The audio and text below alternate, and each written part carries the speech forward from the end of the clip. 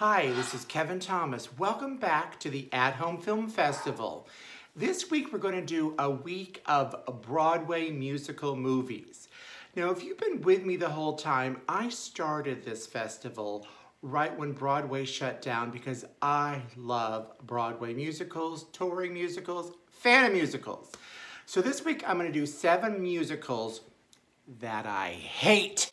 So I'm probably going to get some hate mail. I'm all prepared for people to name call me. Don't want it, but it's just my opinion. But let's take a look at 7 musicals that were first on Broadway, then became movies, and I hate them for different reasons. Starting the controversy off correctly, I'm not going to include movies like A Chorus Line. I actually like that movie musical, not as much as the Broadway show, especially with the changing of the meaning of the song, What I Did for Love. I also like Phantom of the Opera, the movie musical, as well as Evita, yes.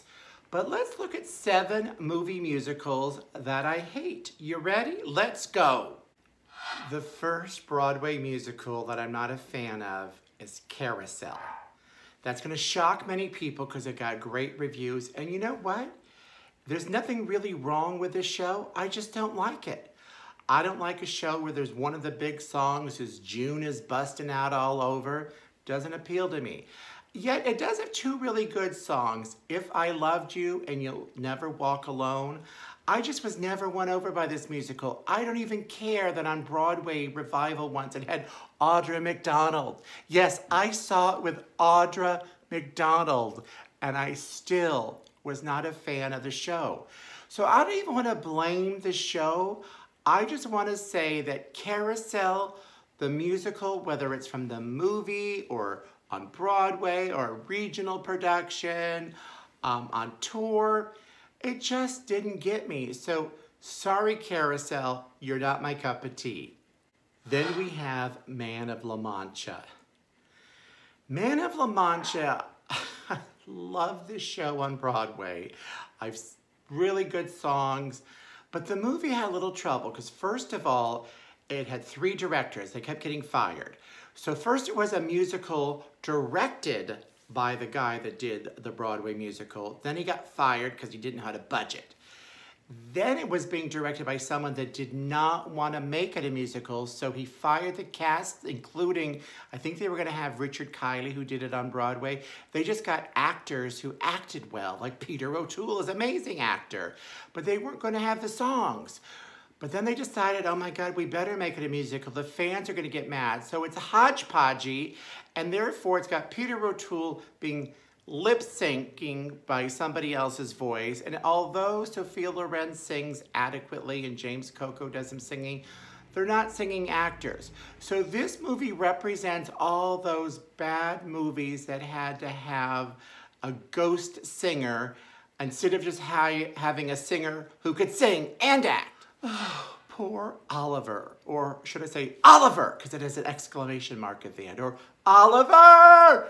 Anyway, once again, there's nothing really wrong with this show. I just fall asleep every time it's on. I have tried to watch Oliver the musical so many times. I could sit around and watch the 1930s movie Oliver Twist that has no songs in it, but you look, this movie won 6 Oscars, including Best Picture, and I'm bored every time it's on TV. In 1968, I found there was a better musical, Hello, Funny Girl. I found there are better movies, The Lion in Winter. I also found there was a better movie not even nominated for an Oscar, 2001, A Space Odyssey. So the fact that Oliver not only won Best Picture, I fall asleep every time it's on. I can't make it through it. I don't know what it is. Anyway, sorry, Oliver! So now you're going to think I hate kids or orphans because I can't stand Annie. Hate the show. I hate Annie. And it's not even wrong completely with the show. It's just the fact that it's so saccharine sweet. The sun'll come out tomorrow. Oh, I hate that song. Even Barbra Streisand sang it. I'm not a fan. And you're never fully dressed without a smile. No. It's a hard knock life. No. So I don't mind orphans. If anybody had one want to introduce me, that'd be great. but I'm not a fan of Annie, the musical on stage. Didn't really hate or love the Carol Burnett version. There was a Kathy Bates made for TV with Alan Cumming. Who wouldn't want to see something with him? And I didn't mind a little less the Black Annie with Jamie Foxx. So that had a little grittiness to it. But overall, I'm not a fan of Annie because I just think it's too sweet for words. Sorry, Annie. Your son will come out tomorrow, but not at my house. Counting further down the list, here we are at the third worst musical of all time. Can't wait to get to number one. I bet you can guess what it is. If not, keep starting to think about it. But Paint Your Wagon has everything in a movie musical that I would hate. First, it's a Western. Then it has a cast of non-singers. Lee Marvin and Clint Eastwood are not singers. They can act, but they can't sing. Jean Seberg, the female lead, at least she was dubbed. But if you think I am wrong about this, let's hear some of these voices, shall we? Here's Clint Eastwood looking all pensive. What's he gonna sing for us? I talk to the stars, but they never hear me. Not quite bad, but still. Breeze hasn't time to stop and hear what I say. I talk to them all in vain. All right, thanks, Clint. We got it. Thank you. We got it. We got it. Okay, here's Lee Marvin now. Let's hear. Come on, Lee.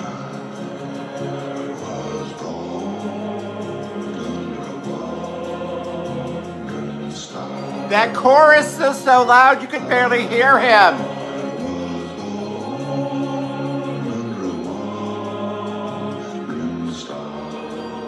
This is a hit single in the UK. I've never seen a sight that didn't look better looking back.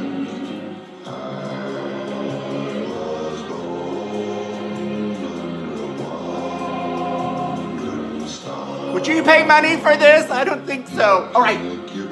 All right. Said, all right already. Okay, number two is Little Night Music. It's very hard to put that on this list because I love the Broadway musical. I've seen it regionally. It's a really good story based upon an Ingmar Swedish film. It was set to music by Stephen Sondheim, who we all could love. And it won an Oscar for Best Costumes, but there's the mistake. Her name is Elizabeth Taylor. Acting-wise, Elizabeth is really good. 3 of the cast members are from the original production and they can sing. But this is one where Hollywood decided we needed a name to be our lead star. So let's not go to the Broadway cast. Let's have Elizabeth Taylor sing. Who here has Elizabeth Taylor's greatest hits? Do you have the dance version? No, because she's not a singer. So they almost did an okay thing by dubbing her voice. Let's actually listen to a little dubbed Liz, shall we? One muddles the facts with a face. Here she comes. And love is a lecture on how to correct your mistakes. Not bad, but dubbed. Here's Liz really singing. The clowns, quick, send in the clowns. Send him in fast so she can get off the stage. Don't bother, they're here. They're here. So the worst movie musical ever made is Maim. Don't think I'm really a freak now. Not Auntie Maim, the Rosalind Russell movie classic that was based upon the play. Then it went on to Broadway as a musical with songs by Jerry Herman, starring Angela Lansbury, B. Arthur, who won Tony Awards. Angela thought she was going to get the movie. Even Lucy once came backstage and told her she was going to be in the movie. Until one day, then she saw Lucille Ball backstage taking notes. So Angela did not get this movie role because Lucille Ball wanted to make a movie comeback, a big giant splash. The movie didn't even make half of its budget back. They did get B. Arthur here to reprise her role that won her a Tony Award, but I also hear that Madeline Kahn was supposed to be in the movie, Madeline was so unhappy with how this movie was going that she deliberately was a poor actress, so they fired her. So when this movie came out, it was a giant movie. It was supposed to be a spectacle, returning Lucy to the big screen. But if we remember I Love Lucy, she couldn't sing on that show, and that was a comic joke. So she still can't sing, especially after tons and tons of cigarettes her whole life. I hear she was out of breath a lot of the time with the songs, and they had to piece together different notes that almost sounded good to try to sell this to the audience. And some critics were super harsh. I think Rex Reed said she was filmed through a paper towel to look younger. Anyway, Maim is the worst movie musical there ever is. Actually, before you agree with me, let's take a look at Lucille Ball singing, shall we? Light the candle, get the ice out, roll the rug up. If today, though it may not be anyone's birthday, and though it's far from the first of the year, I know that this very minute has history in it. We're here! Haul out the holly, put up the tree before my spirit falls again.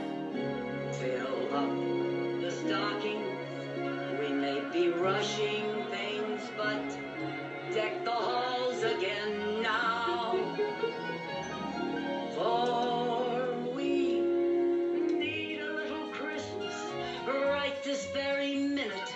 Candles in the window, carols at the spinet. Yes, we need a little Christmas right this very minute. It hasn't snowed a single flurry, but Santa dear, we're in a home. Out the holly, put up the tree before my spirit falls. Here's the original cast recording of that great song. I may be rushing things, but deck the halls again now. For we need a little Christmas right this very minute. Candles in the window, carols at the spinet. So there you have it. Those are my 7 least favorite movie musicals based upon a Broadway show. I hope you enjoyed them and understand my point of view. But if you didn't, I'm expecting some emails below and comments.